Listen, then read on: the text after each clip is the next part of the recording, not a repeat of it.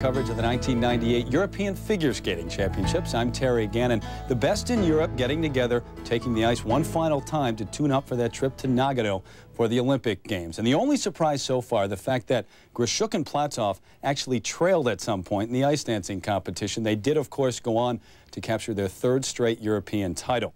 Joining me again, Christopher Bowman, Judy Blumberg. Judy, you look ahead to the Olympic Games, and Grishuk and Platov have not lost since 1994 at the Europeans. That was to Torvill and Dean. Are they a lock in Nagano? I'd have to say a definite yes.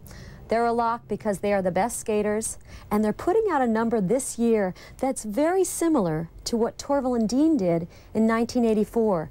The beat is constant. It's a piece by Michael Nyman. It's a memorial requiem.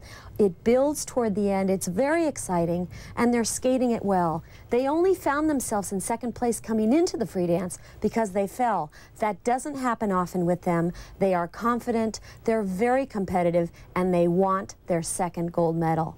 As far as the United States ice dance champions Elizabeth Punslin and Jared Swallow are concerned, well, they're going to the Olympics in Nagano with a totally different frame of mind.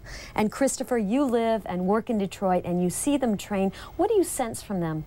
A great deal of excitement. Of course, the tragedy that they experienced before the '94 Olympics, the murder of Elizabeth's father, was devastating, and nothing in the world could have ever prepared them for something like that.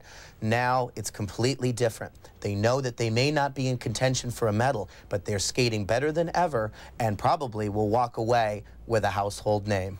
From ice dancing now, we turn our attention to the men's competition here at the European Championships. And the story is the Russian men. They not only occupy the top three spots with Yagudin, Apt, and Plushenko, but there are two spots open for the Russian Olympic team. And you've got to take into account the fact that Ilya Kulik, one of the top skaters in the world, is not here because of a back injury. He should be in Nagano. And Alexei Urmanov, the reigning Olympic champion, is not here, nor will he be at the Olympics. He's out with an injury. And Chris, when you look at this Russian squad, not only do they expect a gold medal here, but this is as deep a team as there is in the world.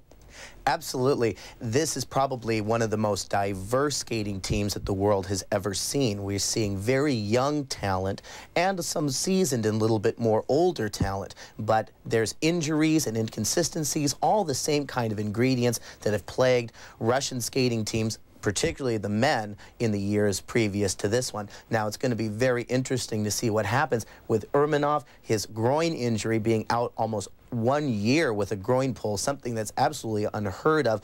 Kulik has had some accidents, he's taken some bumps and bruises, but he's also taken a couple of pieces out of Elvis Stoico along the way. It's going to prove to be a very big challenge for America's hopeful Todd Eldridge.